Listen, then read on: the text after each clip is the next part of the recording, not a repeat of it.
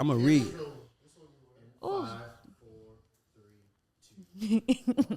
Hey, what's up? It's your girl Tamara, aka Girl from Harlem. And this is Ray Daniels, aka the Culture Referee. And this is the Guy Show, the Culture Report.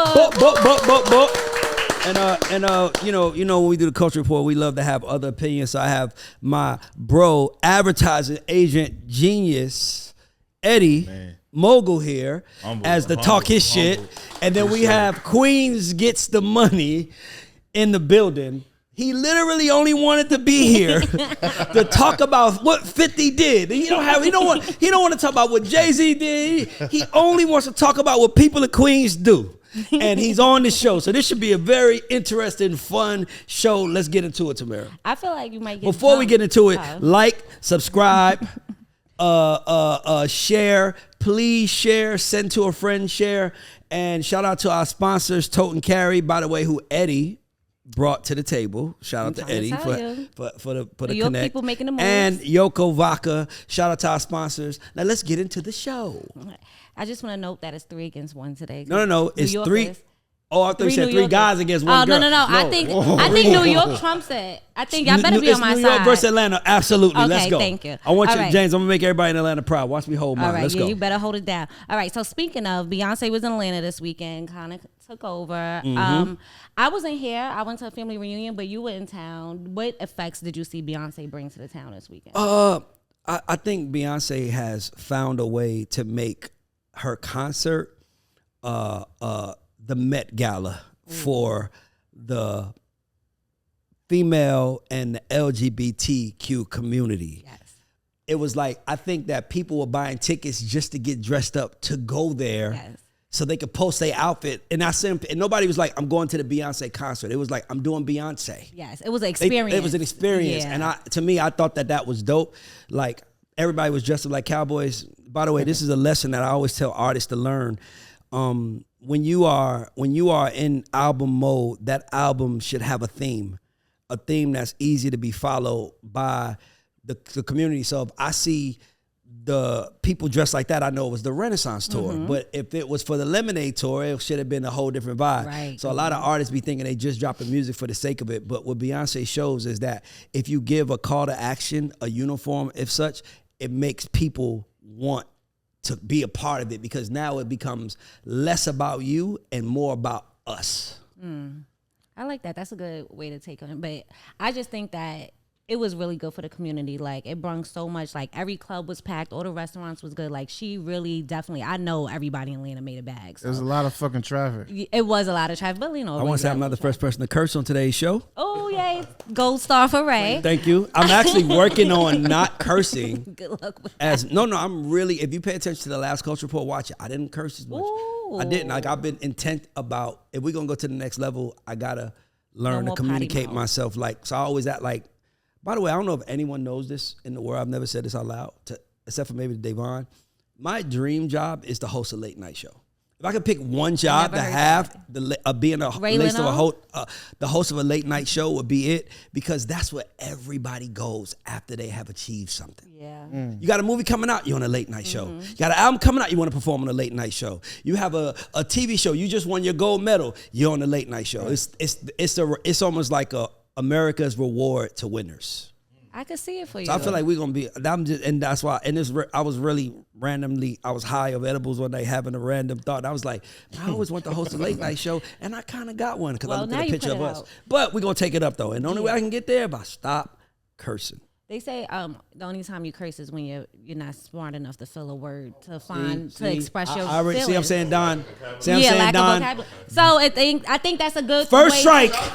First shot fired to Ray. He was the one who cursed, so that's not a shot to you. But I'm saying that's a good way to kind of self-evaluate and try to level up. So shout out to you for being that way. Anyway, so. Hip hop's 50th No, you don't ask them. Eddie wasn't here. That's right. Okay, cool. My bad. Eddie wasn't here. All he said was traffic, and Eddie don't live here. So Instagram, right? I see it on Instagram. The impact is crazy. I mean, people probably spent more on their outfits than they did their tickets. Right? I seen a lot of that's so real. I seen a lot of DIY. Right? Yes. People are now fashion stylists when it comes to Beyonce's tour. So it's amazing to see that. The scalpers was eating too, though. Oh yeah, I've seen people crying about like the resales, all of that. It was just a lot. It was a lot. Definitely a lot of double. Always eat. They're going to always eat. But I also think that's affecting the industry, that those resellers and those bots and buying those. They're upcharging so crazy. Like, oh yeah. I thought I wasn't looking from that step. That's not the industry though. That's the people, because the tickets were sold for the price they were sold for. Yeah, but then there's bots that'll buy the tickets to snatch from us and then they resell it. How the fuck am I buy that? I'm just saying. See, I done curse. Point me. You're right. It's like a luxury item now. Like it's crazy. It's like almost having like a bag or exclusive bag or exclusive sneaker that comes out. Right? It's become a luxury item. I don't really like it that way. I like when concerts was a lot cheaper and you can go for a fraction of the price, but that's just me. America is being robbed. I don't want to say raped because that's such a vile word, but America is being robbed. They charging us for everything. Mm-hmm. They charge you for the park. They charge you to enter. They charge you for a drink. I'm surprised they don't charge us to use the restroom. Charging. They said the pandemic money, we want it all. They want it back. They get it back in blood. Money, if you got a penny left, I got something for you to give me a penny for. I'm with it. So on a little sadder note, the godfather of black music, Clarence Avant, died at the age of 92. Do you have any like memories or anything that specifically you want to share with the world about him or story? Well, so when I first came into the music business, there was a big picture of Clarence Avant on Billboard in Erica Grayson's office. And I remember that was the first time I knew that you can buy the cover of Billboard magazine. Because if you buy it, it always says advertisement. So like every Billboard cover is not like volunteer from Billboard. You can buy it. I think back then it was like 50 grand. So every cover to Billboard you can buy. So Clarence was on the cover of Billboard with a big thank you. And that was the first time I was like, who is he? And Erica was like, he's the godfather of black executives. He is the guy that would like, all of us would call to when we was having contract issues. You know, he's the guy that people like Doug Morris and Jimmy, all of them would call when they were dealing with black exec issues. So his legacy was always that. And I even said this on my Instagram. I remember when I was at Interscope, I was having a really tough time and I wanted to quit. And I remember thinking, I don't have a Clarence to call. Like, I don't know who to call. So I remember I did quit. And then after I quit, I never forget, I got in the car and I said, I'm going to be the new Clarence. I'm going to be the guy that executives can call, that has that. Because I just felt like we need that as black people. Like just someone, you know, a lot of us when we coming up, you know, we trying to figure out a way to feed our family. Most of us don't come from rich backgrounds. So a lot of us are like afraid to tell our boss, fuck you, you wrong. Just to have somebody who would do that on our behalf was huge. So shout out to Clarence. I remember I met him, and I just remember when I met him, I was like, he was short and he was a shit talker. And I just remember he was like, oh, fuck all that. And I was like, damn, you know, it made me feel good. I cursed. But I only cursed in honor of Clarence, because Clarence, he used to have a talk crazy. But yeah, I just remember meeting him. And I know his son, Alex, you know, I mean, dog, he really changed the scope of how black people were seen in today's music business. He was the leader. Like, ask L.A. Reid about him. All the guys I looked up to him, they was like, Clarence was the guy that they all called when they needed to get something done. Love that. Okay, so anybody else got a look? Well, I just want to say, my man's grandmother, Miss Rooney, was very, very good friends with Clarence and Miss Jackie. Wow. So it's so crazy. I spoke to him this morning. He said that, you know, she was very emotional about him dying. But what she said was that she's happy that because now they're together. Oh. So just want to give a shout out to Miss Rooney, Nanny. Oh, love that. Okay, so hip hop's birthday was this weekend. Yankee Stadium had like the hugest hip hop. Okay, I was gonna do a little New York. Like, can we do the whole New York? Here we go. Look, Jack over here. So anyway, they literally tried to go through, it was like an 8-hour concert pretty much. Everybody was there except Jay-Z because he was supporting his wife Beyonce at her concert. But it was a really, really, I think it was a good way to honor hip hop. I think that there was like, it represented a lot of it represented all phases of hip hop, not just today, not just old school. It was a really good bridge. It was no violence. Everybody had a great time. Fat Joe said he felt like he died and went to heaven. That's how good it was. Do you think that moving forward, what can we expect for the next 50 years of hip hop? See, I'm a little I'm a little conflicted on this situ because I love that corporate people are making hip hop 50 a big deal, but yeah, of course it is. It's hip hop 50. You know, when hip hop 51, they might send us home. Hip hop 51, they might be like, all right, you got your moment.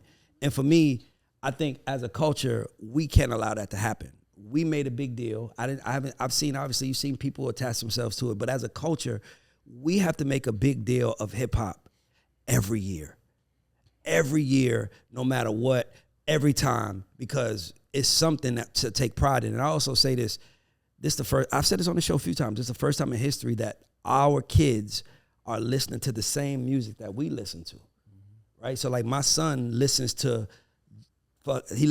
Kendrick and J. Cole, and I would listen to Kendrick and J. Cole. So this is the great, I guess, as they say in politics, like dinner table moment, right? And I think a lot of the times we still kind of ashamed of hip hop in a lot of ways because there's some BS in it, you know what I'm saying? But I think that we should use this hip hop 50 as a building block for black families to sit at the table and talk to their kids. You know, now we can have the Jordan LeBron conversation. We can have the Jay-Z Kendrick conversation or the Baby Keem conversation. We can have those. We can have the Rakim Kendrick conversations. And I think that that's how we keep all of our legends relevant. We can't allow them to go fade into the darkness because all these young dudes getting money. No, we need to put our culture in these young dudes' face so they want to go see Kool Herc. Like when I came in the music business, I wanted to meet Clarence Avant because everybody who I looked up to said, you don't know Clarence?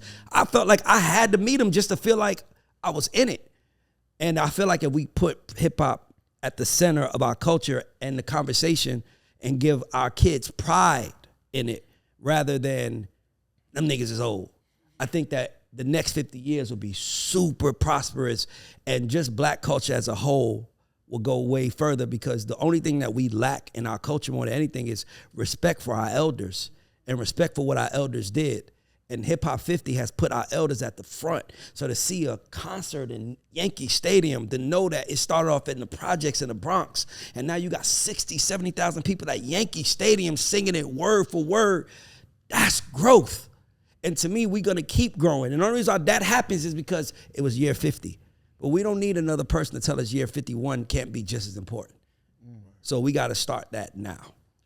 Yeah, it's amazing to see that as year 50. I mean, I'm in my 30s, right? My parents are late 50s, so they actually got to see and meet Kool Herc and grew up with them, right? These are their peers. But for me, it was just amazing because I'm watching it with my little brother, and he's 20, about to be 21, and he didn't know who a lot of these people were.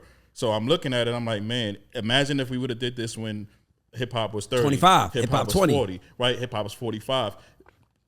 This younger generation is like the grandkids of the Kool Hercs, and they don't even know who their grandfather is. It's a little sad in that regard, but I mean, I'm happy that it finally did happen and they're getting the respect they deserve. But I think, like you said, I definitely agree. It could be more to be done, and maybe it's a world tour instead of just in New York. Maybe it goes to Atlanta, it goes to LA, maybe Miami, right? Texas, because they all had different eras of hip hop. Yep, we all want to be a part of that. I think it's the start of something great. I think one of the highlights that I saw, Nas bringing out Lauryn Hill. Yeah. I think Queens. That was really incredible. He will never give anybody. Yeah, he will never give nobody. If what else would be a somebody highlight? from the Bronx did it, he doesn't bring it up. No, of course not. I'm just saying. Nas also brought out Cool G Rap. Well, we're going to get to that in a second. Can't wait to Wu-Tang was out there. Shout out to Scram Jones, DJing for Ghostface, super producer Scram Jones. Right. From your Bronx, right? But it was a lot of industry support too. There was a lot of people, a lot of executives from Atlanta that I saw. Wendy was having a ball. A lot of people that I saw in the crowd, and it's humbling because as much as some of these people have done in the business, Like they were there that day just to be fans. That was the beautiful part. And that's very humbling. So Yeah. I like that. I love that. It gave them a moment to kind of get their flowers, but still be fans and enjoy everything and live in the moment. There was a little discrepancy, though. So with anything good in hip hop, somebody has something to say. Uncle Luke went off about rappers from Florida not getting enough respect. Hip hop fans from Florida, don't be upset. They don't recognize your favorite Floridian artist as a part of hip hop 50-year celebration. The industry has never considered us as hip hop from the time I started in hip hop in the South. What is the response to that? I'm a little torn. I agree, but Rick Ross is one of the greatest rappers of all time. Maybe, Luke might be speaking about a different kind of Florida artist, like him and Trick Daddy, that was more like Booty Shake that I grew up on. But, bro, I disagree. Like, I think Ross is huge. Kodak is huge. You got people like Boston Richie coming up out of Florida. I mean, you got people like Plies who are legends. I mean, bro, I just disagree like that Florida doesn't get the credit it deserves. If I had to look at Florida for superstars today, I would probably only say Kodak and Ross. Superstars. If you looked at Atlanta, you got Baby, T.I., Future. I mean, like, bro, I can name 50 artists from Atlanta. So if Atlanta gets a little bit more than Florida, it's because we have a lot more than Florida. What's your face for? You got to throw in Pitbull. You got to throw in Flo Rida. Mike, grab the mic. Grab the mic. Pitbull, Flo Rida, City Girl. But those two, Pitbull and Flo Rida, they got diamond records. Okay, I agree. So, no, but that's why I said all I could think of. That's why I want people on the show with me, because I'm not shading. But Pitbull is a great example. Flo Rida, great example. And they had their eras. And that's what I'm Even saying. Uncle Like Luke, because his song, like, wasn't it banned at a time? Bro, Luke is the reason why Parental Advisory is on the front cover of albums. So how's he not on the stage at the 50th? I don't know. I don't know. I mean, I don't know. I also, was there any out of town? Was there any Atlanta artists on there? Well, actually, Trina was at the Hip Hop 50. Okay, well, see, there goes Trina. But I guess his thing is, they pick and choose who they want to pick and choose. That's what anything, though. That's why. That's like Willie D was mad because they picked Scarface to perform his verse from My Mom's Playing Tricks on Me, and he wasn't there. Like, the game picks its favorites. That is anything. We all have favorites. So when Luke is saying that, I think it's a little immature to say that, because I don't think that Florida gets slighted. I think that I love Florida music. I love Luke. I'm just like, bro, if you wanted to be there, just say you wanted to be there. That's really how I feel. Like, don't say, like, because maybe he could have had the same energy if he tweeted, yo, whoever's doing anything Hip Hop 50, we at Florida, we want to be a part of it too. Now people thinking like, damn, Luke want to be a part. Now I want to hit Luke. Right. But when I'm in the room, you know how this stuff goes. We got a show. We in the room. Of course you want to interview Jay-Z, but if Lenny S could come, I'm taking Lenny S. I'm just taking who I think I have a chance at getting. I'm not disrespecting Lenny or Jay. It's the steps to it. You get the Lenny, and then maybe if you just never know. But you don't just wake up with a podcast and say I want to interview Hove. Right. Kids wake up with a podcast and say I want to interview Ye. I mean, you're gonna have to do a Consequence first, or a producer from his thing. You have to do a John Monopoly. You have to do somebody first before you get them. That's how you get them. So, Luke, just say you want to be a part of it, and then they'll call you. Don't act like a politician. To Florida, I vow to never let this happen again to us. Bro, nobody did nothing to you. They didn't do nothing. But I think Florida, too, is more, they have had some stars, but I think it's more of a transient state. Because a lot of the rappers now going there to live and calling it their home. Yeah. Like Timbaland even said that he feels like Miami is more kind of like of his home than VA is. Bro, look at the biggest DJ in hip hop history is DJ Khaled. He's from Florida. Like, dog, Florida never gets overlooked. I think that Luke probably wanted his era to be shown, and I just think that it was misguided anger to me. If I was, and by the way, the way I speak, I always speak like if I was on Luke's team, I would have been like, let's not tweet that. Why don't we say this? This comes off more inclusive, because you just put everybody in Florida on the island with you. And all for the whole Florida. You see what I'm trying to say? Is like you just put them on. They might not want to be on it. Khaled might have been like, nah, I got invited. I'm just too busy. You know what I'm saying? Like it's like I just think he spoke out of turn. That's all. Okay, well, speaking of hip hop and the whole 50 years, Complex actually released the list. Oh boy! And they came out with, but this time the list is the top 50 rappers from New York. There was a lot of surprises on this list. And you know me. First of all, you know me. I am like a Spice Cabinet little girl. I go for Ice Spice, but I don't know how Ice Spice got on this list. She wasn't on it. She's number 50, I promise you. Oh, number 50. That's cool. I don't care. Pop Smoke could at least been on it. Can I tell you why she was number 50? Because of Nicki, because she got the machine. No, but because in my opinion, Pop is on it. He's 27. In my opinion, my humble opinion, I think that it's hard to speak about top 50 rappers without including females. So if you look at New York females in the last 15 years, it's only her maybe. Nicki came out like, 2007? So that's 16 years ago. So you look at the last 15 years. No, Cardi came out in the last maybe 6 or 7. So if you think about New York, the last 15 years, the only 3 females you can name is Nicki, Cardi, and Ice Spice. I'm not pressed for it. And we talking about the last 15 years. Hip hop been around for 50. So 15 out of 50 is 30%. So we talking about the last 30% of the list was, they got to include females in it. They had to. Jack, I know you got a lot to say about this, but my issue with it is they're not giving her nowhere to grow. They're giving her too many. Yes, they are. If they could do a list 10 years from now, she could be number 31. You got to put in a little bit more work. She only got 3 charts. Listen, do I think she deserves to be 50? Hell no. But I think that she's a woman, and I think that you have, like Nicki had to be in the top 10. For part of diversity. She had, what number was Nicki? Yeah. 7. Well, even I thought Nicki was 10. Even if you took out. Okay, so Nicki had to be in the top 10. You have to put Nicki. You see what I'm trying to say? Female and male, she should have been top 10. If you got 50 rappers from New York, you layman, and you only got 2 women, 3 women out of 50, that's 6% of the list. You gotta add Ice Spice to make it. You gotta add Ice Spice to make the list feel a little bit more inclusive. I don't need fillers. Can I see the list? I'm not really mad at her being on the list. I think that, she's had the craziest year rise of a lot of rappers in general. Man, they bugging. So I'm not mad. I'm looking at the list right now. They bugging. They I'm bugging. mad.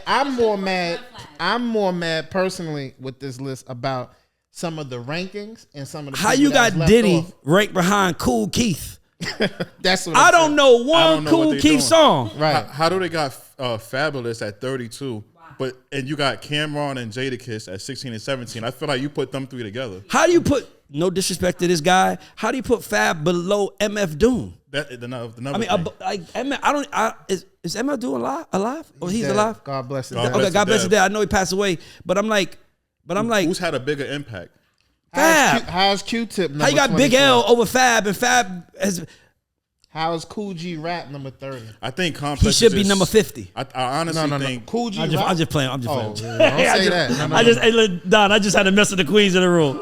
You should have been 50. I like Cool G Rap. They had the top 3 right, but I just feel like Complex should stop making lists at some point. I think it should really be left up. I don't know who's making the list there. I've never worked at Complex. I don't know anybody at Complex, but I doubt it's someone who looks like us. And if they don't look like us, they shouldn't be. They got the first 5 right, in my opinion. Jay-Z, Biggie, Nas, Rakim, LL Cool J. Where's Mace on that list? Mace. Good question. Mace is number 28 above Fat Joe, Fabulous, and Ja Rule. I wouldn't agree about Fab.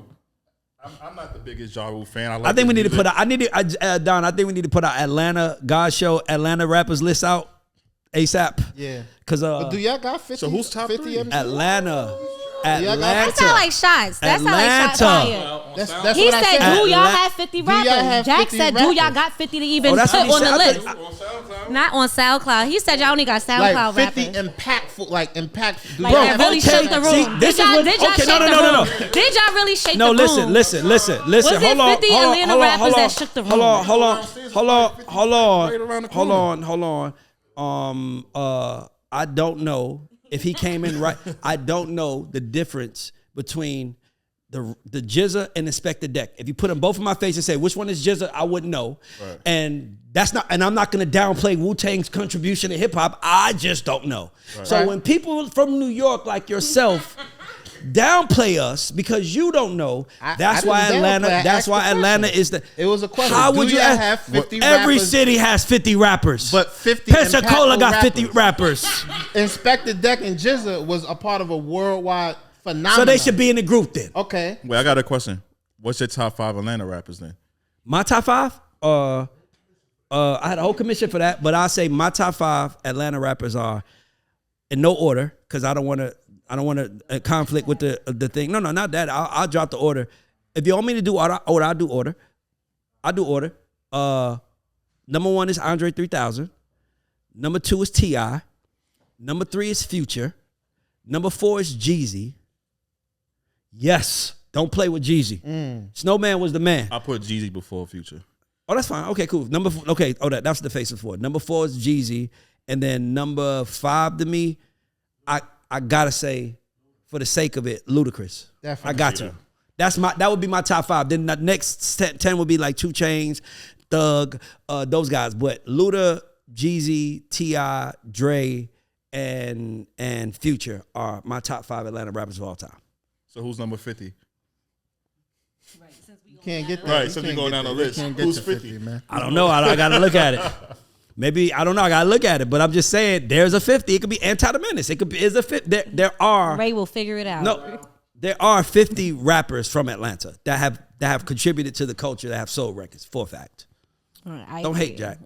No. Listen. Oh, no. I'm not hating. No. We ain't got to go through that. You just said, do we have 50 rappers? Do y'all have 50? I mean, we know y'all have 50 rappers. Every fucking city has 50 rappers. But all of these guys, and even the guys that I don't know, I can honestly say that I've heard of, or I can maybe understand to a certain extent their contribution. I'm asking is, can you really do that with 50 guys out of Atlanta? I can name 50 Atlanta rappers. I think after 15. Actually, right. Let's bet $1,000 right now. I can name 50 rappers off the top of my head. I didn't say 50 rappers. Right now, I said 50 live impactful action. rappers. I can name 50 rappers from Atlanta right now. Bet $1,000. Now, let's keep it moving. Because I guarantee you I can name 50 rappers from Atlanta. This is my city. The way you know Queens and you know where every block is somebody from, I know Atlanta. And I know where everybody's from. Whether it's Chris Cross being from Southwest, ABC being from the South Side, Migos being from Gwinnett, I can name them all. He gonna start naming them Franchise Boys. I can. D4L. That's impactful. He gonna name them individually though. He gonna name them individually. That's impactful. You was leaning and rocking with it. You was leaning and rocking with it. I ain't gonna lie. Okay, cool. Exactly. So that's my point. You just don't respect the South. I don't? No. I wouldn't say that at all. Then you would never say, I would never say, is there 50 rappers from Florida? I would never say that. I know they are. I just simply asked the question. You answered. And I simply said, put your money where your mouth is. We can play another game. Let's bet $1,000. I bet I can name, and I don't have nothing. You give me, put the phones down. I promise you, I can name 50 Atlanta rappers that if I name it, somebody like Don Vito, somebody like Aaron, somebody ain't gonna be like, oh yeah, I know that record. I promise you that. But anyway, we're getting back to the list. I think more also, A Boogie's not on that list, and that's crazy to me. That's good one. Whoa, A Boogie. That's is a not good one. on Y'all put Ice Spice on there, but A Boogie definitely should have been on there. That's whoa. crazy. Let me see the list again. I need to see this. Hold on. Completely different music. Yes, if they opened the door for Ice Spice, they could have. That's crazy that they don't got A Boogie on. A Boogie's like top 5 in the Bronx. Yeah. Oh my God. He's the only male rapper right now holding it down for New York, if you ask me. Ain't Little TJ from the Bronx? Yeah, Little TJ, but A Boogie. Little TJ literally stole A Boogie's whole flow, but that's a story for How the hell I is... wouldn't say that. I think he got his own. Bro, Jadakiss should be in the top 10. The reason why we thought it was A Boogie the first song, Jadakiss should be in the top 10 for sure. Jadakiss is the illest rapper in New York history outside of Jay-Z. I mean, outside of Jay-Z, he's top 10. Rapper, Nas is a poet and he got the wordplay and it might be a little complicated. You might need to get the dictionary out to hear what he's saying. But Jadakiss, bro, he is the illest rapper, straight bars out of New York, excluding Jay-Z and Biggie. Definitely. Now you can't put nobody.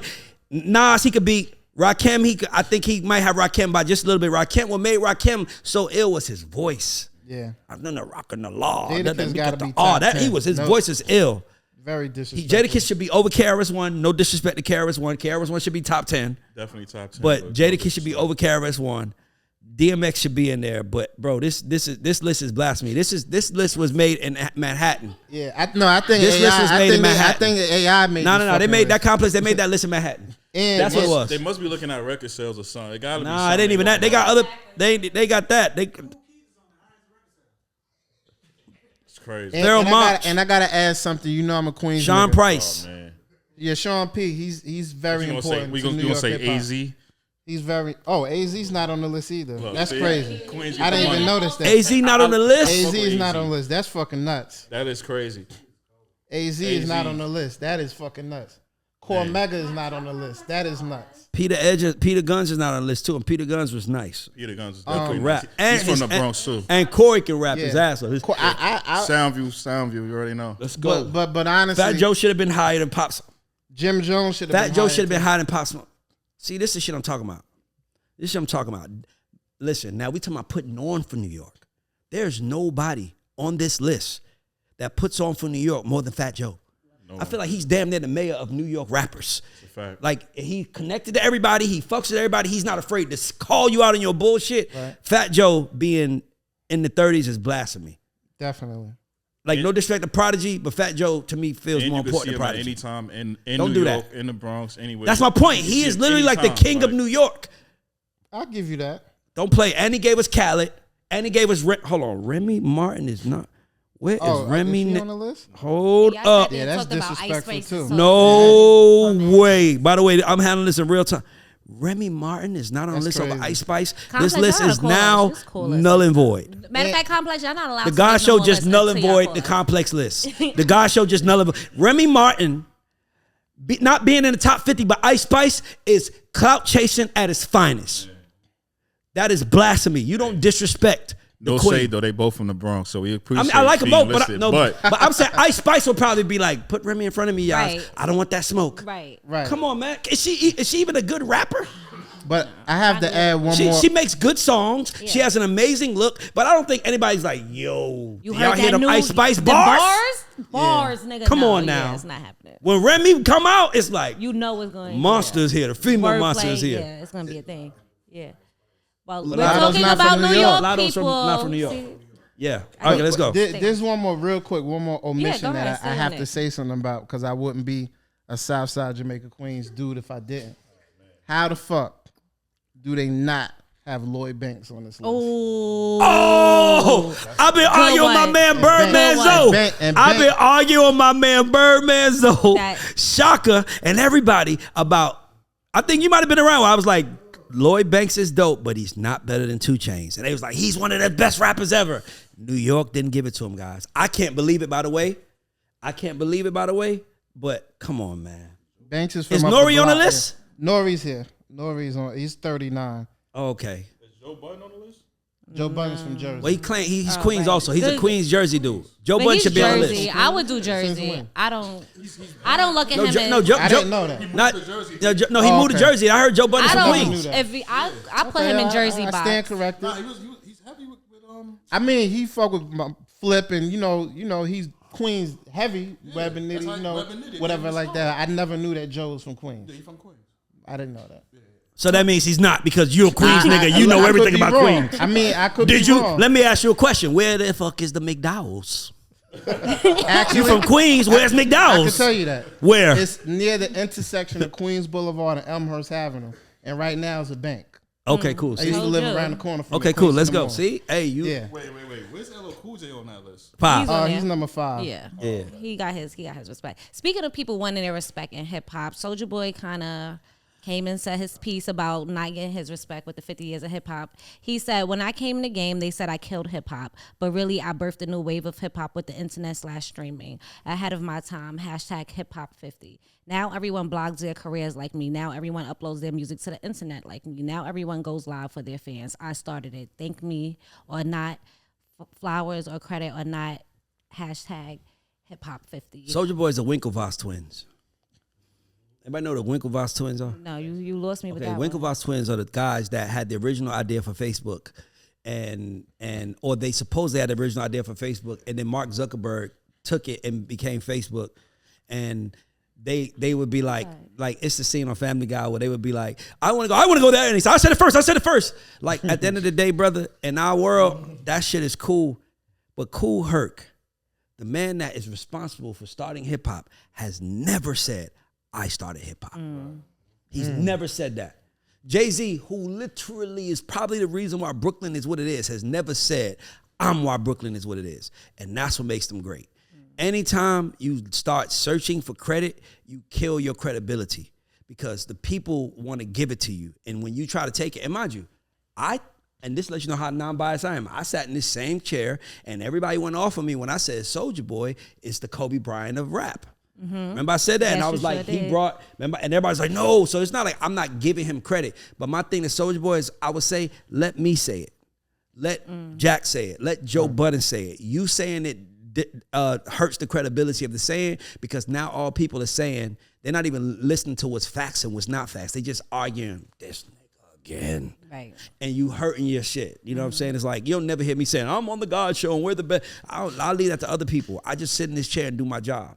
And if somebody say I'm the best, I received it. And if somebody say I'm not, I received that too because it's not for me to interpret. I never heard Michael Jordan say, I'm the GOAT.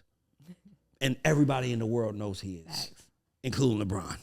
Let's be clear. Everybody and their mama know Michael Jordan is the greatest basketball player to ever play in the NBA and pick up a basketball, by far. He's never said it. I think Soulja Boy had himself mistaken with Lil Wayne. I feel like Lil Wayne was really the person that birthed everyone else, and he kind of fell in the craft. But I remember when Lil Wayne was putting out a new song every day on LimeWire, and you just had to be there. And that's when MP3s first started. That's when, like, he kind of birthed that, and Soulja Boy took it and ran with it with YouTube and everything else. But the impact was way larger with Lil Wayne than it was with Soulja Boy. And that's only because Lil Wayne has never said, I'm the first. And that's what makes him great. But I get Soulja Boy's point because I agree. I literally said the same thing on this show. I get it. So. Tamara, I said the same thing on this show. I'm just saying, let someone else say it, not you. It looks corny when you do. Yeah. You gotta let people give you your flowers. You can't go to the store and buy your own flowers and be like, look at my flowers. Like that's not how it works. Yeah. Or prove it. Be as big. If you so good on the internet, you should be the biggest rapper in the world right now. If you the first, because let's be clear. Let's be clear. When Jay-Z said only two could be mentioned in the same breath as him. 7 Straight Summers, critics might not admit it, but nobody in rap did it quite like I did it. If you've done it, I've done it before. Got mad at it, don't want it no more. When he said that, he got more money than every rapper. He got the baddest girl that probably ever lived. One of them. You can't name a female that has more of an impact on the world than Beyonce. Beyonce is going to be mentioned with Cleopatra. Amen. You better stop playing. Amen. If she was from Queens, you would give it to her. But since she's from Houston, your biased ass don't want to. The Queens versus hold on. He got Beyonce. All his friends are rich. He got the #1 sports agency. When he say I'm the best, he shows it. If Soulja Boy was running $1 billion tech company right now, and that's what he said, I started, I think we will all give him credit. But you opened the door and people stepped over you and ran past you. And that's what really happened. So it's hard for you to take credit. Because Wayne said he's the best rapper alive. T.I. said, I'm the king of the South. And every time somebody tried to stand on that throne and take him down, he stood tall, whether it was the feds, whether it was the streets, whether it was a little flip. Whoever had a problem with that, nigga, you going to have to talk to me about it. That's what makes him the king. You can't say who you are if you ain't in a position to say it.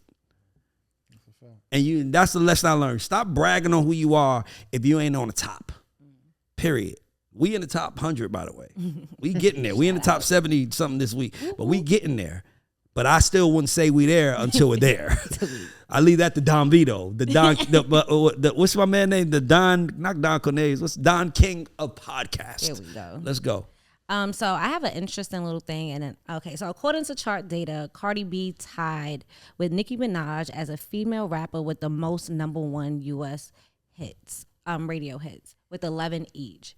That's kind of surprising to me, being that Nicki put out so much more music than Cardi B. What do you guys take of this? How has Cardi been able to realistically compete with Nicki in the past couple years?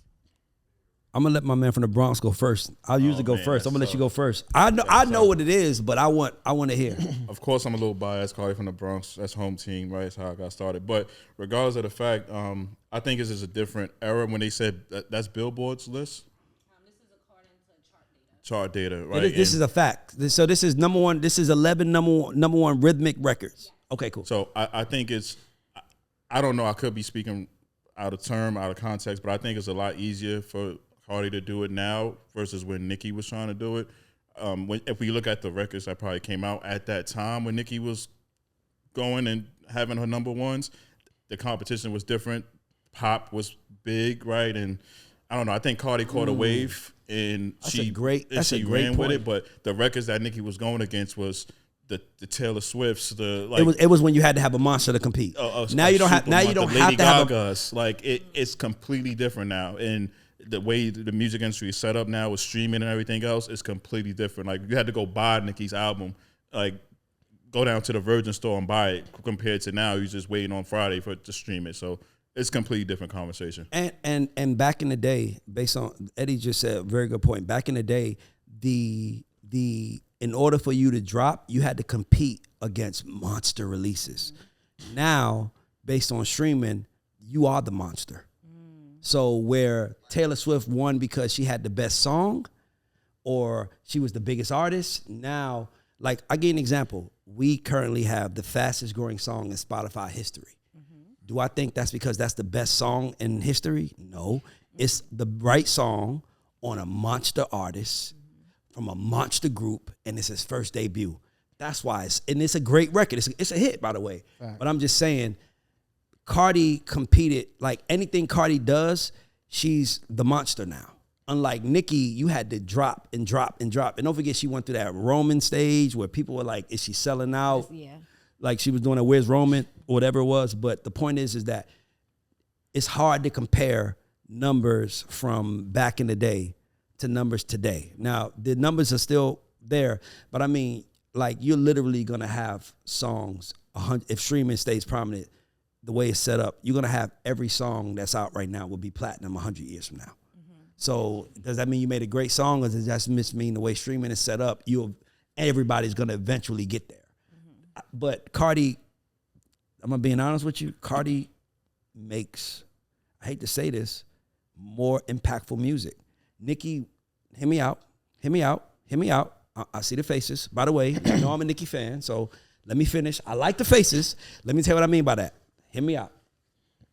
Meaning, Nicki is in the top 7. She's number 7 ranked on rappers. Rappers, am I right or wrong? Yeah. Okay. Nicki is a ill rapper, and rapping is not always about the best song. It's about being the illest with words. Cardi makes great songs, one-offs. Everything she make. Cardi's the first female in history, I think first artist might be in history to ever have every song on her album be certified at least gold. She made an album of perfected hits. How about this?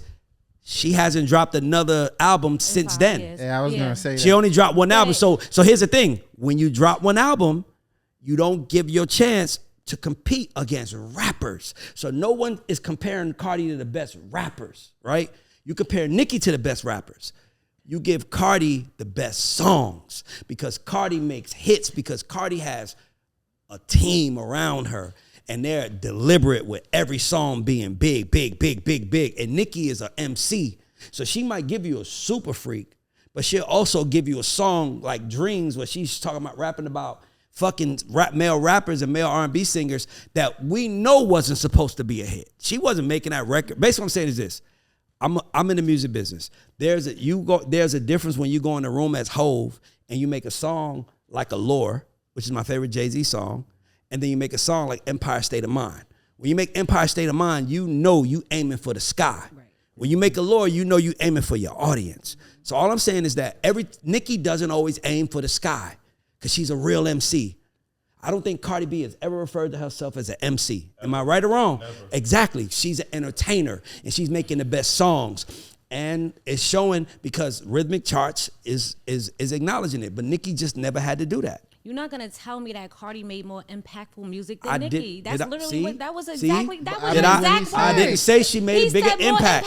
That was their exact word. I didn't say impact. Was it not impact? No, I said she made. I said she made better songs. You said impact.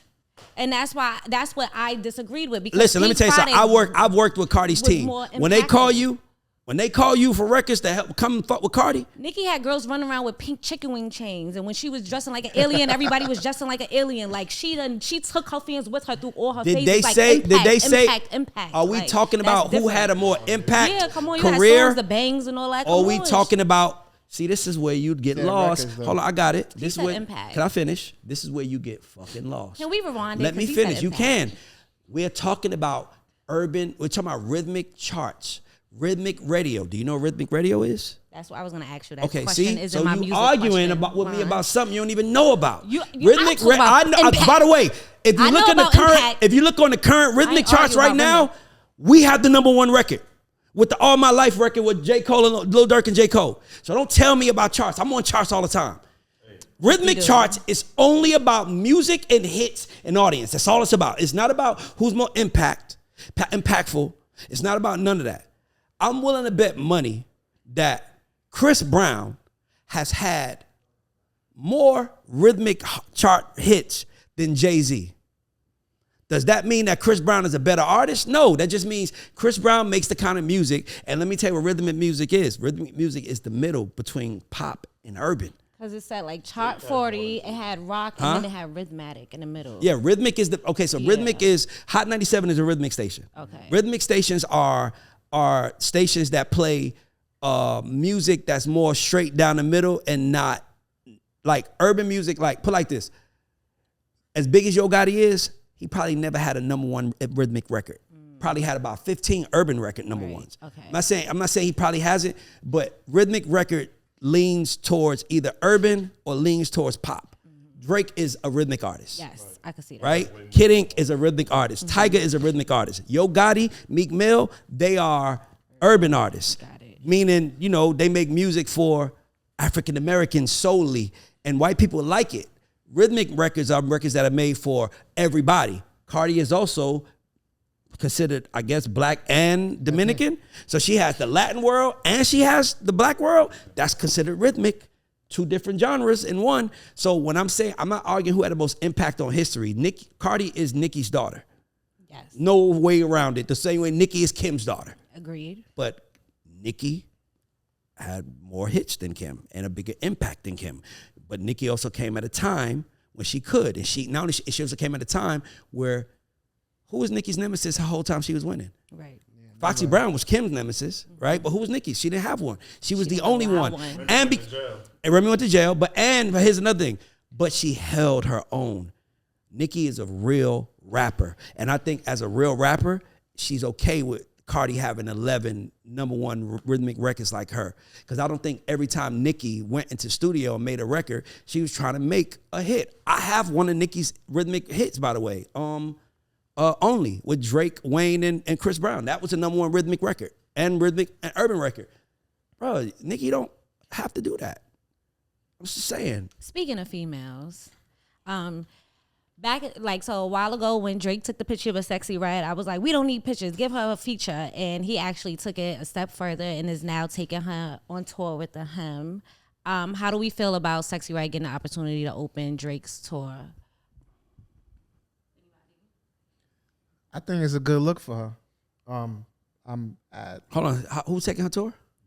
Ice Spice? What's that for? Sexyy Red got like 5 songs out right now, Sexyy Red. all hitting. I love Sexyy Red. So what's the phase? Like why Sexyy Red can't be on tour with Drake? What's the tea? Sexyy Red to me, this is the tea. Can I be honest? Yes. And by the way, I hate speaking. No, it's not a safe space. It's not. It's not. But I hate speaking about female rap because I don't think as a man is my position. But to me, Sexyy Red feels like okay, so when I was in high school, right? Let me tell you a story. When I was in high school, it was this kid in my high school named MC Motherfucker. And he was in that classroom where you sat in the classroom the whole day, but then when the bell ring, you hang out in the hallway. And then when the bell ring, the one you go back in, he went back in his classroom. His name was MC Motherfucker. And we would go to him and be like, yo, and all he would rap is like, a motherfucker did a motherfucker. And he said, and he was a little, I don't know, he's challenged. And to me, it feels like Sexyy Red is MC motherfucker of hip hop right now. Where I'm not trying to be disrespectful, by the way. Where she is, Sexyy Red feels like a character that Dave Chappelle made up for the Chappelle show. And he was like, and she was like, Pound Town, you left Pound Town. And it became kind of catchy and we started listening to it. I don't want to disrespect her because I like her. She's the female Juicy J. But I don't think we took Juicy J serious either. If you go to every hood in America, there's a Sexyy Red. Into 5 Sexyy Reds, of course, on every block of America. Of course. And that's why she's winning. But as far as going on a tour with Drake, I think it's more of a play for Drake. Not that he needs it. What's the play? Not that he you going needs where it. I'm going. What's the play? Not that he needs it. Okay, but, you said that already. What's the play? I'm trying to get his thoughts together. What is the play? I want to say this the right way. I think that it's a play for Drake because he wants to appeal to that demo, and I think it makes him more inclusive in that demo. But why her out of everybody? Because he's the most ratchet person out right now. My point exactly. It feels like a joke. Like it feels like you know what it feels like? It feels like when Mariah Carey was like, I need to get the urban community to fuck with me. And she's like, let's go get the hoodest nigga in the history of hood niggas. ODB, me and Mariah go back. Like it worked. When you put that ugly with that beautiful, it works. And that's why I said it feels like it's like, who's the most ratchet person we can get to turn this tour up? So even if people don't like the music, they're at least entertained and laughing. This isn't the first time he's done that, though. He's done that with Black Boy JB, City Girls. Even when you look at his collabs with Gunna and Lil Baby, like he's always kind of doing this. And I mean, he gets it. He understands. That's what I'm saying. It's on brand for him. He gets it. Drake understands. For me to look like I'm that nigga, I need them niggas around me. Yeah, he gets that. I think it's it goes together. I think it'll be a good opening. She's going to hype the crowd. I think she'll do her job. It'll serve his purpose.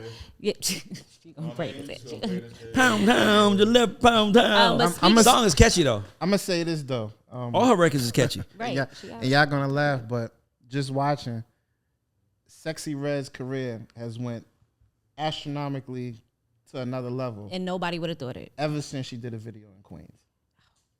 Wow. That is not where I thought this was going. That is not where I thought this was going. But all right, so as podcasters, right? We might ask guest questions and we might not like know what to expect, right? So Sexyy Red went on a podcast with Lil Yachty, and they asked her like, "What's the craziest shit you ever went through?" And she revealed that she was raped. And they were like, not that, something else. Like, just completely, like, laughed it, brushed it under the table, and was like, and she was like, oh, wow, I done went through shootouts and robberies and shit like that. Like, and it kind of brought up the conversation of, like, the stigma of brushing stuff like that under the rug and, like. No, that's not what it was. Because we are podcasters. It's if we're having a light, fluffy conversation and you start talking about rape, at that moment, you just change the entire direction of the interview. And I don't think that this is the platform. This is not the platform to talk about you being raped. Now, if you was on Angela Yee's show and you said that, she wouldn't have brushed it off because Angela Yee is a real journalist and that's her brand. But Lil Yachty is like, what the hell am I supposed to say? Right, that's literally what he was looking like. I don't even know what to say. Like, you got raped? Like, I want to call the cops for you. Like, right. I don't know. I don't agree with that because the name of his show is A Safe Space. So if that's the case, then you open yourself up to be in these conversations and to have these conversations because it's supposed to be a safe space, right? Yeah, but if he know he don't got the ability to communicate that, then he did the right thing, moved on to something else. Yeah, like if you ask somebody the craziest thing you want, like imagine we sitting here talking about the top 50 list, and Tamara's like, this guy should be on the list because he raped my friend. Hey, you just went somewhere totally. Let's not go there. You know what I'm trying to say? It's kind of like let's not bring. It's like one of my favorite TV shows was Martin. One of my favorite TV shows was Fresh Prince of Bel-Air, The Cosby Show. They never brought up rape. Law and Order will bring up rape. Certain shows will bring up rape. Certain shows just don't bring up rape because rape is a very vile. I said rape earlier today. And I was like, I don't want to say that word. Come on. It's just a word that I think that him saying let's not talk about it was more respect than it was trying to brush it under the rug. I don't want to disrespect you, but I don't really want to talk about what happened to you because I'm not the police and I don't want to use your rape as entertainment for my audience. That's what I would say. Speaking of men not knowing what to do with themselves, this is a topic I've been trying to avoid my whole entire life, but here we are. Blueface and Krishan, right? So listen, everybody said, but Ray sent me a clip over the weekend, right? So well, let me just tell you why. Let me tell you, here's my thoughts on Blueface. Blueface is a manifestation of all West Coast early 90s rap. He is a manifestation of, it ain't no fun if your homies can't have none. He the manifestation of what Too Short was saying when he's like, cause I give you a bitch, wouldn't give you a joint. He was a young man raised by those kind of men. And now it becomes a little cringeworthy when you hear what he says, when he's like, you ain't my bitch, you can't. And I'm like, but that's the kind of men that raised me. Real men that was like, this is how men think. So when people get mad at Blueface, you need to really get mad at your uncles and them. Because no bullshit. Blueface is just a manifestation of what we were taught. Ain't no fun, your homies can't have none. Like, bitches ain't shit but hoes and trick. Like, that's what Blueface represents. So when he's talking to his woman and you see him talking like that and people are like, whoa, bro, have you ever dealt with a West Coast nigga? No. Oh, okay, cool. I know you haven't. You think if it's one motherfucker that will not give a fuck about what a woman thinks, it's a nigga from the West Coast. Now, because we are in this new world of, like, let me ask you a question. Name one rapper and from Queens that you feel like you could walk up to and say, can I touch your wife ass? Guess what? In Ice-T world, it works. A West Coast rapper, right? West Coast rappers. Blueface is the child of Snoop, the old Dre, the old Ice-T. He's the child of the old Dog Pound. So when you getting mad at him, you really need to get mad at the music that he was raised on, because that's all he's doing. He ain't doing nothing wrong. He ain't went out of character. He ain't hit a woman and didn't hit a man. We done seen him beat up men. It ain't like he's like picking and choosing. He with the smoke with whoever. He a real West Coast pimp. Wait, so I could go touch Coco booty? No, Neo. Remember the story? Neo walked up to Ice-T and was like, yo, can I grab your wife's ass? Ice-T was like, go ahead. I wish the fuck you would walk up to me and ask me, could you touch my lady knee? Nigga, we got a problem. Not the knee. Her knee, nigga. Don't even address her, nigga. Right. I'm in the room. But that's my point. These West Coast men have been known for being pimps. Dog, look at the 80s and the early 90s rap music from New York. They wasn't talking about women like that. When you hear bitches ain't shit but hoes and tricks, that was West Coast. It ain't no fun if your homies can't have none. That was West Coast. That's how they was. Look at the Dr. Dre Nothing But a G Thing video. The girl is playing volleyball and he opened up her bra and that's how the West Coast was. So you mad at Blueface, you need to get mad at the West. He's just a child of the West. Product of his environment. He's a product of his environment. Look how his mom is, and look at his mom. His mom is like, his mom fine as hell. Like, all these niggas trying to get at me. All these, like, dog, that's, if my mother said that, she ain't. She was, look, you see her? She ain't. But my point is that on the West Coast, it's a way different lifestyle. So you can't punish Blueface for being a West Coast pimp when he was raised by West Coast pimp music. I guess. Speaking of pimps and stuff like this and unsolicited behavior, KeKe was spotted at Drake's concert. Do you think she was being a groupie? Because I don't. Next. You don't want to talk? No. Why are we talking? Oh, because we were arguing about it earlier, so that's why. I'm just saying, man. Like. Next. Okay. I mean, like, and there's no disrespect to them. Like, no disrespect to them. But I would much rather talk about black girls and give them the light. Speaking of, here's why. Here's why. I'll go straight to because they don't get enough light. Okay. And white media covers the Kardashians enough. Got it. So for me, it's like, if we are a black media company, let's cover black media and not talk about her. Because in that equation you just named between her and Jake, it's 25% is black. Because he's half black, half white, and she ain't black at all. So that's what I'm saying. It's 25% of that is white. We gotta have a 50. Don, that's a new rule for the God Show. We have to have 50%. I like it. Have to be at least black plus dress. I'm implementing that, and I don't want to hear shit about it. Speaking 51. Of black. KeKe, Plamer, and Usher leak up for a new music video. It's called Boyfriend. Do you think that this was all part of the plan, or do you think they're just kind of seizing the opportunity? And is this gonna affect KeKe's relationship in the long run? I'm gonna tell you something. I don't think. First of all, I think it was brilliant. I haven't heard the song yet, but I always talk on this show about artists knowing how to connect the story. That's connectivity. Usher's good song is dope as fuck, right? I love that record. But it's not attached to a story. This Boyfriend record, if it's good and the story it's attached to, oh man, it's gonna take off. Do you know Walk, Walk, Walk? You know what that song's about? Do you know what that song's about? You talking about Sexyy Santana. Oh no, you know I that I I know talking about Kodak. No. Yeah. Sexyy Santana Walk. No, so, you know his Walk song's I about? don't listen. It's a diss song to Rolling Ray, the the wheelchair guy. Let me see you walk, walk. He was dissing the dude in the wheelchair. That's crazy. That is crazy. Imagine if the world knew the truth for that moment. Handicap shaming. Right. A little bit. That's crazy. But a gay guy did it, so they can't cancel him. They can't cancel him. He a gay guy. Right. They can't. Woo! That's Wow. Clash of the Titans. The gay community versus the handicap community. Woo!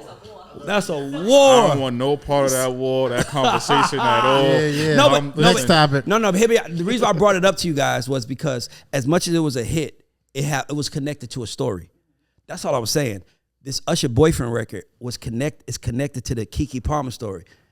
If it's great, everybody in the radio gonna be playing it because we know what it's about now.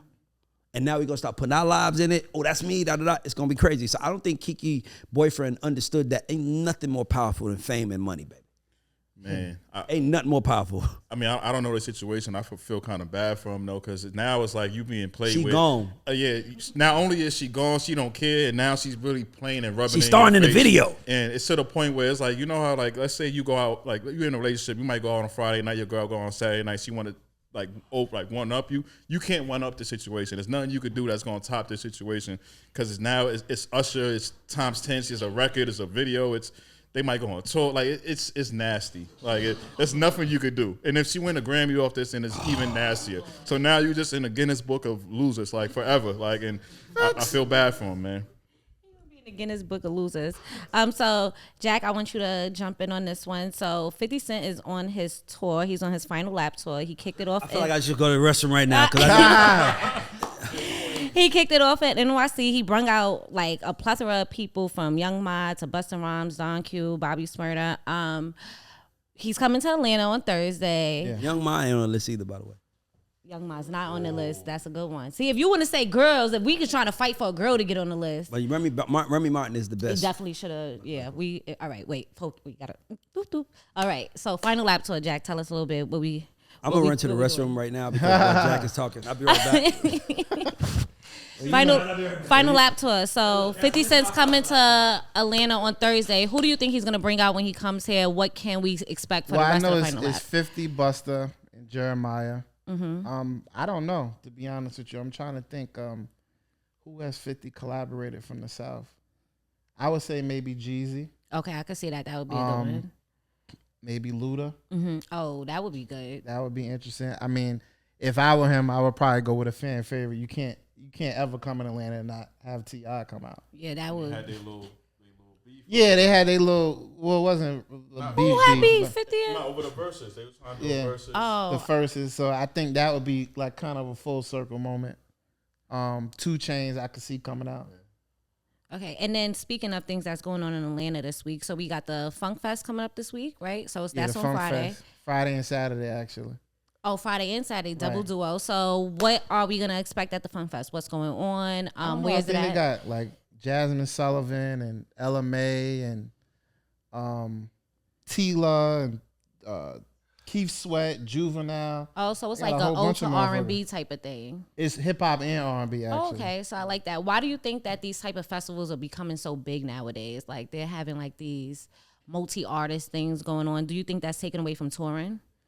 Not necessarily, but I think sometimes certain artists may not have a catalog enough to do a whole show. I never looked at it like that because You know I what always I'm felt saying? like if I had to choose to spend between the 200 on just seeing just 50 Cent or spending 200 and going to see a plethora of people, I would spend my 200 to go to Rolling Loud versus just a Well, see, the one-person thing tour. is, 50 has a big enough catalog and a big enough following that you could do that. I was waiting for you to get back. You know, but a lot of these dudes, Jeezy's on there too on the Funk Fest. But a lot of these people don't have catalogs the way if someone wants to sit through a whole 2, 3, 4 hours of just them. They got an hour set. Most people don't even have an hour of music. Probably 30 to 45 minutes. Right. Yeah, that seems realistic. Okay, so I'm going to move on to the American Black Dad question. What did he say? What did he say? Don't ask what he said or you wasn't here. You was over there taking Is the Get wins Rich and all Get that. Rich or Die Trying better than Ready to Die? Yeah. Absolutely. You fucking crazy. Nah, Get Rich or Absolutely. Die Trying was crazy. Get Rich or Die Trying is incredible, guys. Crazy. I am not saying it's not incredible. It's incredible. But Ready to Die, to me, is the greatest debut album for any rapper, to me, in history. Never. Get Ready to Die. Listen. Let me ask you a question. From Get Rich or Die Trying. Let's stay right there. What do you know about 50 from that album? He was shot. Yeah, He was shot. He had a lot of beef, right? Yeah. Hustler. Right? What else? What's going around his neighborhood? I mean, Like what? Nah, be specific. Let's be specific.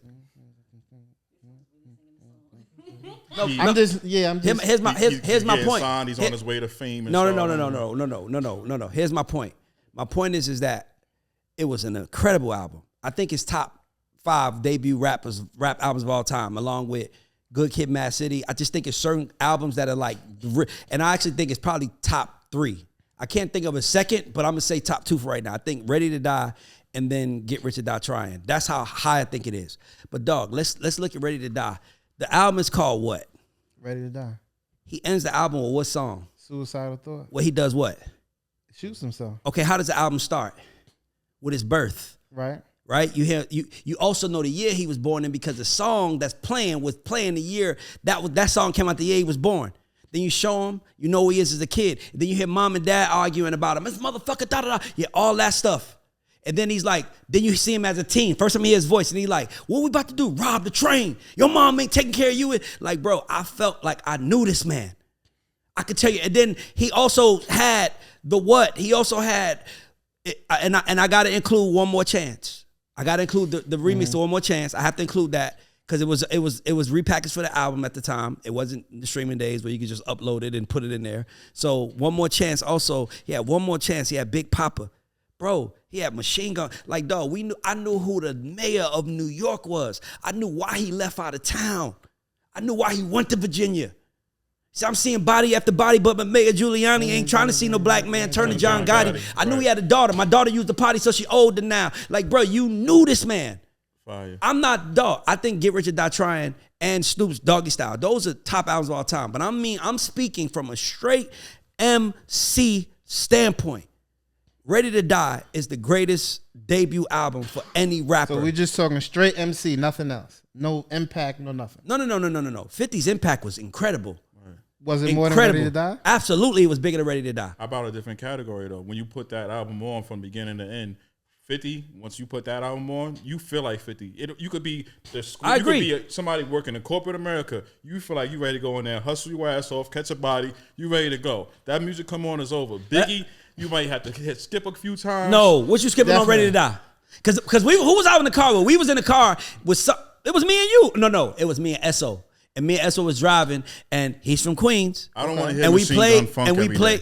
No, you don't have to. But what I'm saying is that you knew him. And for me, Ready to Die, Get Rich or Die Trying felt like 50's revenge on the game. Well, it was almost like part 2 to Carlito's way. You gotta like also, y'all thought I died, I came back, and now I'm about to take everybody money out of. And I'm not saying this. I'm just saying I believe Ready to Die is the greatest album for any rapper in history. You gotta also remember, like, technically that is his debut album, but technically it's not, because you remember 50 had a deal in Power of a Dollar. Exactly. Power of a Dollar, which was had my man D Dot on album there. that was a little bit more personal, and then you had all of the G-Unit mixtapes and stuff that led up to it. We didn't have that much material from Biggie before. I agree. That. So it's kind of so the mixtapes added to the anticipation. Don't forget, he was also beefing with one of the biggest artists in the world who was on his decline. And he was also signed to Dre and M. Biggie was signed to an unknown Puff at that moment. The industry might have known him, but the world didn't know him. It was a lot of elements why that album was more impactful than Ready to Die. I'm not arguing impact. Better? Bar for bar, bro. I can't give nobody over that. Well, we can't say 50 is maybe more lyrical than Biggie is, but so I feel like what would you say? vibe-wise, What would you say? Oh, so that's what I'm saying. The vibe-wise, I think and just knowing because 50 is from up the block. I was there. In case y'all didn't get that yet. I did not get that yet. I didn't live in bed. I didn't live in Bed-Stuy when Ready to Die came out. But here's the thing. Here's the thing. I didn't live in Bed-Stuy, and I didn't live in Queens. But after listening to Ready to Die, I felt like I knew more about Brooklyn than I knew about Queens listening to 50.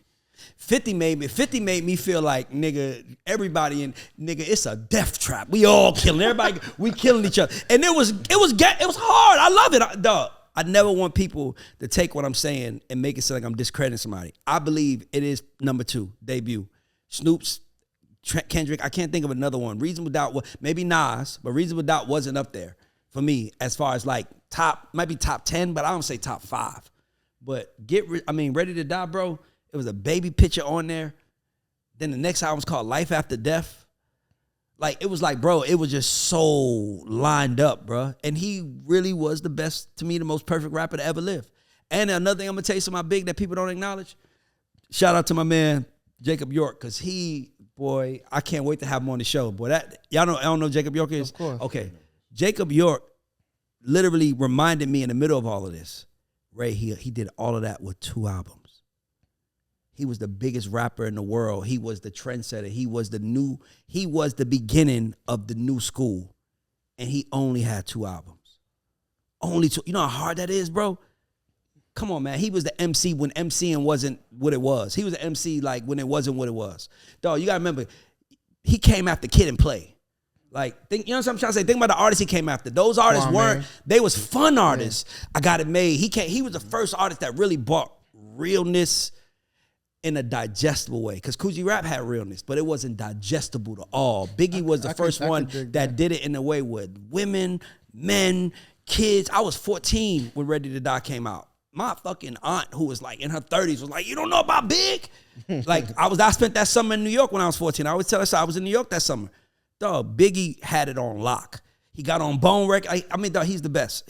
To me, he's the best rapper. He's the most perfect rapper to ever live. And if he would have been alive, I think that everybody would be number 1, and then everybody else would be number 2 after him. So do you think Jay-Z is Jay-Z if Big doesn't die? Yes, but I think he's Jay-Z behind Big. Because it was shaping up that way. That's why Big put him on the record. But Jay was going to be number 2 too Big. Because you got to remember, Big had the machine. He had Clive and Puff. Rich, young, ignorant Puff, who was willing to do whatever, who would slap the shit out of a nigga Puff. He had that Puff. Like, he was going to be number 1. I don't think I like Jay-Z with Big and Puff, though. I don't think I like him with Dame Dash. No. I'm just saying the reason why I say the music that would have came out under Puff. He tried though. Second album. He tried. Second album in my lifetime. Yeah. I like the album. I like certain songs, but it wasn't. It was a reach. It was a reach. But that's what I'm saying. But like even then, but his whole career might have been that. As Jay-Z.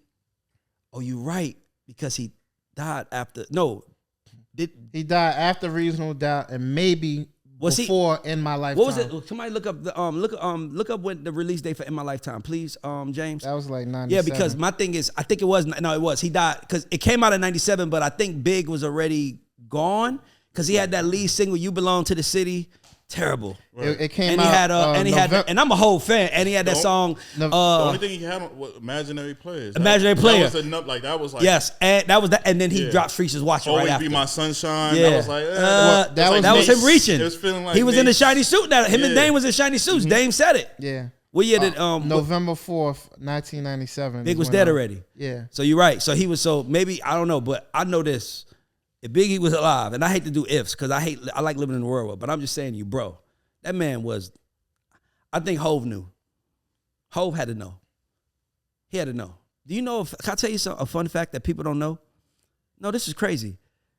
You know Rakim and Big Daddy Kane were both born in 1968 and Jay-Z was born in 1969? Mm-hmm. Jay-Z is a year younger than Rakim and Big Daddy Kane. But they his OGs. And the reason why is because of the era. They were before Big. Jay was after Big. Everybody after Big is not considered old school hip hop. Mm-hmm. Everybody before Big is called old school hip hop. So we could really look at hip hop like before Biggie, after Biggie if we wanted to. BBAB, bro. We can look at it like we can look at hip hop like that because remember before Big, it was like you might have had a lyrical dude here and there, Master Ace or one of those guys. But when Big came, he put lyricism and hit making and all that in one batch and was at the top. I think Big dying and Big L dying too helped Jay-Z a lot. I don't know about Big L. I don't know too much about him. Don't get mad at me, y'all. Everybody looking at me. I don't know about Big L. I don't know. Big L was nice. If he was from Harlem, you would have gave Queens. You would have gave. If he was from Queens, you would have gave him way more credit than that. That's some fucked up shit. I mean, he was from Queens. You'd have been like, he's incredible. One, he's right. the best. I wasn't a fan. I'm a fan of Mike Geronimo. I'm a fan of Royal Flush. I'm a fan of Queens niggas. Give me the top 5 Queens rappers of all time. We're gonna do you with the Bronx, and we're gonna do you with Harlem. Let him do the Bronx. No. Go to. I'll ask you first, Queens. Top 5 rappers from Queens. Yeah, that's pretty easy. Nas, 50. In order. Oh. I did mine in order. Wow. In order. What is the criteria? Oh, the fuck! You asked me first, and I ain't asked you that. Okay. I'm going to say 50, Nas. Number 1 is 50. Yeah. Nas. LL. Start over? I want to make sure, because I want to interrupt you. 50. Wait, you going in order? Yeah. 50. Number 1. Eddie, you want to get your turn. I'm going from 1 Let to him go. 5. You need to be thinking about the Bronx. You need to be thinking about Harlem. got mine already. Go ahead. 50, Nas, LL, Cool G Rap, and I'm going to say Q-Tip. And I'm going to tell you why. Because Q-Tip, a lot of niggas came after Q-Tip and wanted to be like Q-Tip. There would not be a Kanye West if it wasn't for Q-Tip. There wouldn't be a Talib Kweli. It wouldn't be a Mos Def.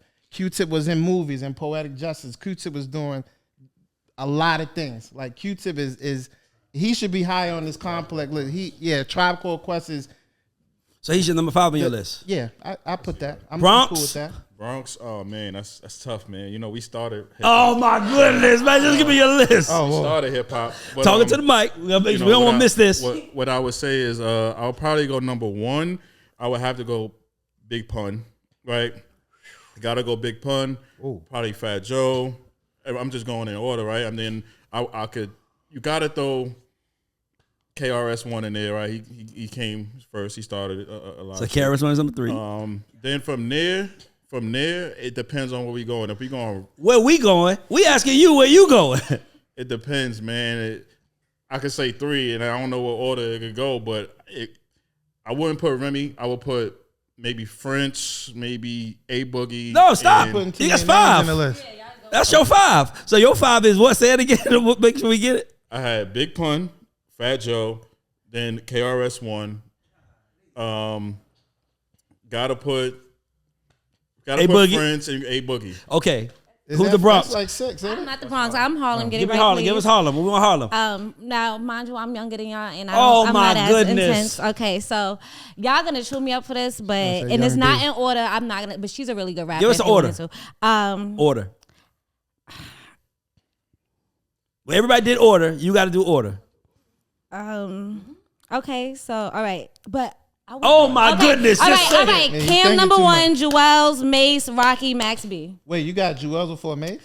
Jewels is really good. That I Can't Feel My Face mixtape. You all have that him stuff. before Mace. Yeah. Mace is one of the most. Mace is one of the most illest. Hey, we talking about lyric. Like Mace is one of the most Jewels was really a good illest, rap. and he was ill and lazy flow. And lazy flow though. Another like my lazy flow. Talking about 90s Mace. Like We talking about the city y'all from. Queens, the Bronx, Harlem, and Atlanta. Give me your list one more time. That list is actually better than both of y'all. Cam, Jewels, Mace, Rocky, and Max B. Max B definitely got to be there. Max B is he literally is a wave starter. Wave god. Yeah. So you don't put Big L on that list? I don't know Big L music that much. That's why, just like It's you said, okay. being familiar, I Jack, had to go with what I Jack, no one asked you why you didn't put Run DMC on your list. Leave her alone. If I had to said pick rappers, between you didn't say Dipset, groups. if I had to pick my Dipset rappers, I'm gonna pick Cam and Cam Jewels above. over Jim. That's why. Hold on, who is yours? Cam, Jewels, Mace, Rocky, Max B. I don't like A$AP Rocky. Hold on. And Eddie, hold on. I know Eddie's, Rocky, so I gotta look, go. Don, I ain't gonna let nobody live this shit down. Eddie's was Big Pun, Fat Joe, KRS-One, A Boogie, French. Yes. And yours was 50? Nas, LL, Cool G Rap, Q-Tip. Yours was dope. I ain't gonna lie. Yours is You ain't good. fucking with. Come on, I'm from Queens, man. Oh, look. All right, so in rapping, we're going to go to the American Black Father, then we go rap. Actually, my list is better than both of those. Oh, well. Not better than mine. I didn't have a Not better than mine. Not better than mine. First of all, Harlem is like a neighborhood. So if y'all really want to get technical, we could go into some shit, but we're not going to go there. American Black Dad. So a father faced backlash for popping his daughter as she twerked. How do we feel about popping his daughter? Yeah, like the girl was like doing a little doop doop, and he just did a little pop. It wasn't nothing crazy. Like spanking her? Like yeah, it was just a pop. participate? It was literally like a what are you doing type thing. Like stop doing that shit. But old was she looked like she was 4 and under. She looked like she could have been like 3 or 4. How do we feel about disciplining our daughters? What are we doing to prevent our daughters from being on stripper pole? As someone who has Father, then you grab the mic first. As a dad of a daughter. As a dad, of a 1-year-old, for one, I don't even like my daughter to watch anybody doing anything like that. So that's number one. But if she starts doing things like that, I would want to pop her or find another way to discipline her to let her know that that's not cool, and because I don't want her doing that in public. So I applaud him for taking steps. I don't know if in the beating your child or not, that's on you. But I definitely applaud him for not allowing that, because it's something that should be for adults. It's not appropriate for babies and kids to be doing things like that at all. You know how I feel about kids being fair to their parents. Listen, let me tell you something. Fuck your kids up. let me tell you something. Let me tell you why you should fuck your kids up, parents. Because when they go to jail or they do something bad, they're going to blame you. Mm-hmm. So fuck them up before they can blame you. And that way they'll know. Because you can tell a kid that has fear of their parents compared to a kid that fears no one. Because if you don't fear your parents, you don't fear nobody. Yeah. Like if you could tell your mom, shut the fuck up, you damn sure gonna tell the police shut the fuck up when they say something to you. One. And the police ain't your mama, so they'll whip your ass. Bad. That's what, or teach you or whatever it is. That's what I'm saying. Or kill you, even worse. But my point is that I just think that as a warm-blooded black man that loves women, I'm tired of twerking. I'm tired of it. If I had to live my life without another twerk song, I would be okay with that. Yeah, and my thing is, and I don't go to strip clubs, so I just don't like. I'm just tired of twerking. It feel like I remember, like, go look at House Party, and look at the dancers. They was dancing. Them girls is getting it. Now the only move these girls got today is twerking. You play a gospel record, they twerking. He just turn around. He's like, damn, motherfucker, you got another move? There was another viral clip that came out this week, and it was a mom. She had hired a behavior coach to come in and talk to her son. And you talking about when he was in his face yelling? Yeah, he was in his face yelling. So it's like, one, like, where's the rest of the men in her family? Like, why does she have to step outside and hire a behavior coach to help her discipline her child? And like, why aren't, like, black men should help support if there is a single black woman? Can I tell you the difference? Let me hear it. A lot of the times you don't want to involve family because you don't want to be judged. Like your family going to make it about you. Mm-hmm. And right now it's about your child. So, your uncle, your brother going to come and be like, this why you need to be here. Yep. And you don't want to hear that. So bringing a stranger in that doesn't have that hang-ups, they're going to focus strictly on the kids and the kid respecting you. So you think it was a good idea? Hey, listen, man, I think kids need to be, I know for a fact that I'm successful and who I am because of my fear of my mother. I know why I am. My mother made me. My mother, I was scared to death of her, and that's why I was with the shits, but I was with the shit. I wasn't with the shits. I was with the shit. I'm going to do something, but I'm getting out here first. I'm going to be the first one out because Lorraine don't play, and I ain't about to get my behind whipped in front of all y'all. But did you have a strong male presence in your life? Somebody, like uncle or somebody that could? Yeah, I had a strong, but in my family, the women run the show. Like in my family, like I've never been disciplined by a man in my life. Like I've been disciplined. My mother, my aunt, my grandmother, but I never had a man hit me. I never had, like my father never hit me. I think the most happened was my uncle might have grabbed me by my face one day, like stop. But I've never been touched by a man in my life, like hit or anything of that. So my family is built. The women run the show. My family, like the women are the bosses. So I come from that. It's like some real mafia shit. Like the women run the boss, the men make the money, the women run the show. That's why listen, bro, you want to get close to me, get close to Lorraine. Because my mother will show up in my bedroom with you. I got the code. I'm walking in. I told you need to meet him. Like my mom, that's just my family. My family is ran by women. So I've never been disciplined by a man. But trust me, the women, They were no joke. Like I used to think my mother had like an issue with like life or something, because she would just, why the fuck are you so mean and want to beat me up all the time? Trying to keep you on straight and narrow. Let me ask you a question. And my father was a gangster. My stepfather wouldn't even, I think my stepfather might have told my sister one day she was overweight, and my father was in jail. My father called the house. Nigga, my father was in jail. All I remember was my father called the house, told my mom, where the fuck Derek Moody at? Put him on the phone. Derek Moody was like, yeah, cool. Got a phone. Never sent him to my sister again. I don't know what my father said. I ain't saying he punked him. I ain't saying none of that. But I know he ain't never sent him to my sister again. Let me ask you a question. You always talk about your mom a lot, and I met her. She's a wonderful woman. I'm just curious because I was thinking. My mom kicked him out the house, by the way. First day she met Jack. That's a whole nother story. My mom said, who the fuck is this? Hey, Dre, what she do? She called a man. Dre, Lottie. He got to go because Jack was in the house drunk screaming, my name is Jack Dance. My mom was like, who the fuck is he? I'm glad it wasn't. But go what you say. Nah, what do you think what's the craziest thing that your mom's beat you with? My mom was like Mike Tyson, hand-to-hand combat. You know, my mom didn't need a weapon. My mom didn't need a weapon. My mom, listen, man, let me tell you something. I don't know what it was, but she didn't play, and I was scared. But that's just who I am as a human. Like, I used to sell weed. I got a gun put in my head. I never sold weed again. No, thank you. Like, I'm not the guy that needs 3 or 4 times to learn a lesson. Right. Like, I see you do it. That's good enough for me. Mm-hmm. Like, I'm not that guy. Like, I'm not, even to this day, even the good stuff, by the way, you notice, how many times you like, Ray, I got you a ticket to go to such and such, and I'm like, I'm straight. I've seen him once. I ain't got to see him. I saw Beyonce once. I don't got to ever go see her again. I'm that guy. I don't need to experience things 5 or 6 times to feel good about myself. Like, it's like, I saw it once, I'm good. Y'all go see it now. That's how I am. So seeing, that's how I've been my whole life. So seeing somebody get their ass whipped, oh no, I'm good. I'm good. Good question, Jack. Y'all got it. So we have something big coming up in like 2 weeks, less than 2 weeks. We're gonna be at Invest Fest. So with a special guest. I wasn't gonna tell the people. I'm not saying who the guest is. I'm just saying what a special guest. We got a little special guest that's gonna be on the stage at Invest Fest with us. So you guys are gonna want to tune in next week to all our social media pages to find out who that special guest is. And we're gonna also be at what's the thing called, Jack?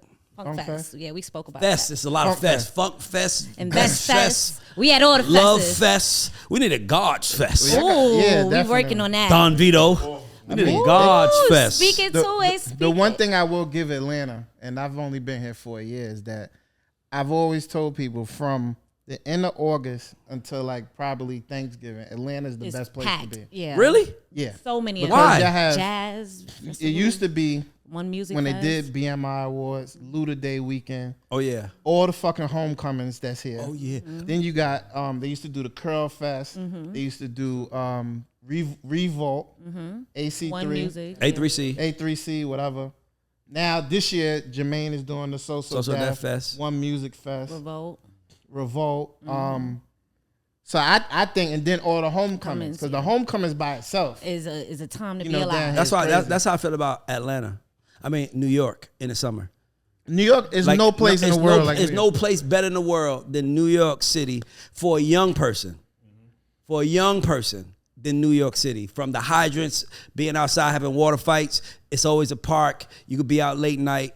There's no place better than the ice cream truck, the coquito. Like, it's nothing to place better than New York in the summertime. Well, that's why I got my shirt, my KeKe shirt, the New York on. Lord Jesus Because Christ. you know what I'm saying? It's just that's what it is. Anyway, guys, By the way, make sure let's wrap up. I'm gonna wrap it up. This is the guy show. Subscribe to Eddie, all of you are more than invited to come anytime. Thank you, guys. Let's get up for Eddie. Jack, we're gonna have to talk. I'm here all the We gotta time see anyway. if No, can Jack come is here back. every time anyway. He's always here. He's a producer of the show, so he's always here. But we got to find a way to do a show that doesn't include Queens. Okay. That's never gonna By happen. the way, I know every creative in Queens history. Jack Dans will be in my DMs, will be texting me like, you gotta meet this person. He produced this on 50 album. I'm like, I don't give a fuck, bro. I'm sorry, bro, he did this on 5th album. He did this. He wrote. I'm like, bro, I don't. It's not just Queens. But I'm being funny. I'm only saying that because, I think the reason why this show is successful is because you can tell that I'm talking to my friends.